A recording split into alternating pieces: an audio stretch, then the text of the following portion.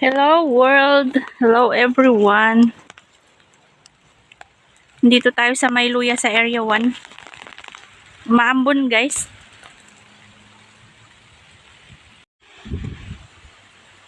So as you can see, wala na halos dahon yung mga nandito. Ayun, mga damo na lang yung natira. Ayan yung ating luya. Nakalinya yan guys. Dito banda, ayan o. Pag ganyan yan. Yung Mayluya at saka dito. Nakalinya-linya yung mga yan. Ayan. Yung nasa baba, medyo may dahon pa yun. Tsaka dito. Pero itong nasa taas, wala nang mga dahon yan. Pwede nang i-harvest.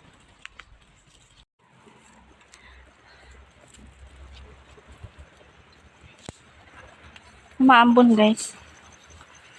So, bibisitahin ko lang tong luya dito guys kasi by second week ng December i-harvest na natin ito. So, titignan ko lang kung pwede na. So, ayan nga.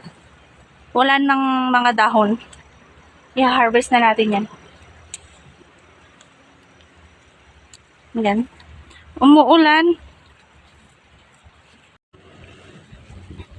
Ito yung mga damo dito sa dito sa Area 1. Compare dun sa luya sa Area 2, yung pinag-harvestan natin. Yung mga damo na gumagapang. Kaya mahirap yun. Nahirapan kaming nagbungkal doon dahil yun yung mga gumagapang na yung laman ng luya. Pag binubungkal mo na nababali, napuputol. Dito yung mga ganyang damo, malalambot yung mga yan. Kaya okay lang na masukal. Protection niya yan sa araw guys. Parang ito Ayan, lumabas na yung laman niya. Pero okay lang. Kasi may naman yan. May damo yan. Ayan. Natatapakan na natin dito.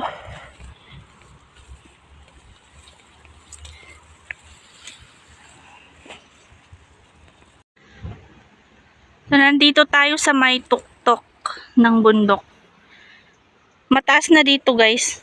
Sa kinatatayuan ko. Pero yung bundok na yan, mas mataas pa yan guys. Hindi lang masyadong halata sa camera. Mas mataas.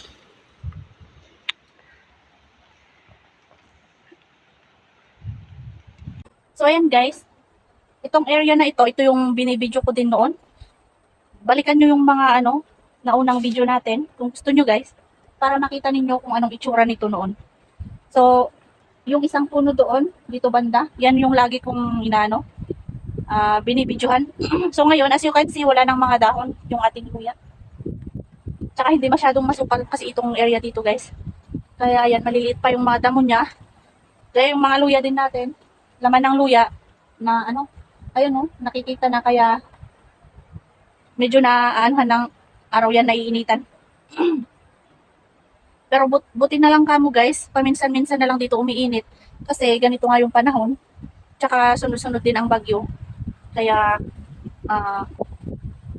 kung hindi umuulan, umaambon. So tingnan natin yung banda doon guys. Mahaba ito Ayan Jumbo size yan. Malaki yung ganito niya. Tapos yan. Ito yung lagi kong pinapakita sa inyo guys. Sa video natin. Ayan Tsaka yun. Wala nang dahon guys. Ito okay pa kasi may damo dyan. Pero ito ito yung sinasabi ko guys. Ayan. Kinain ng araw, nainitan yan. Kaya ganyan. Sayang Pero dito banda, okay lang. Ito lang talaga yung sa dulo niya. Ayan may sira. Yun talaga ang ano, kapag naiirnitan ng araw, nasisira talaga, kaya kailangan takpan ng damo yan. Ito. Tsaka ito nakikita. Ito yung lagi kong ina-upload sa short video. Kasi mahaba yan, guys.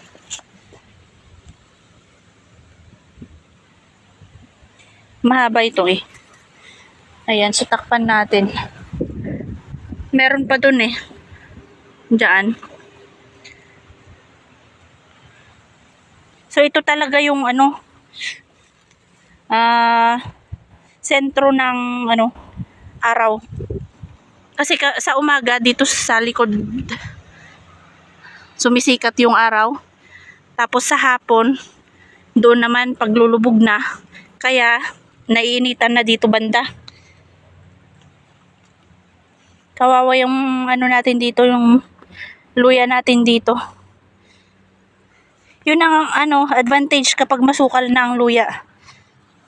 Kaya hindi na natin dinadamuhan kapag ganitong nagmamature na, kapag namulaklak na yung ating luya. Kailangan wag na nating damuhan yon kasi kapag nalanta na yung mga dahon niya, ayan, yan ang tulong ng damo sa luya. Protection niya sa araw yan. So, maambon na guys dito. Inabutan na tayo ng ambon.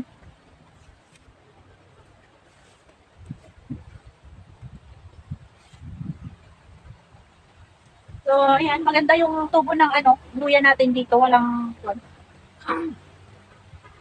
namang mga nasira.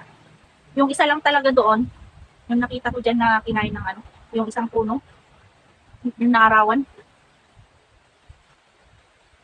So, malalaki naman ang ating luya dito. Ayan guys, umuulan na. Thank you very much sa inyong panonood. Maraming salamat po sa panonood ninyo sa aking mga videos. Sana hindi po kayo magsawang sumuporta. Thank you very much guys. Maambon na.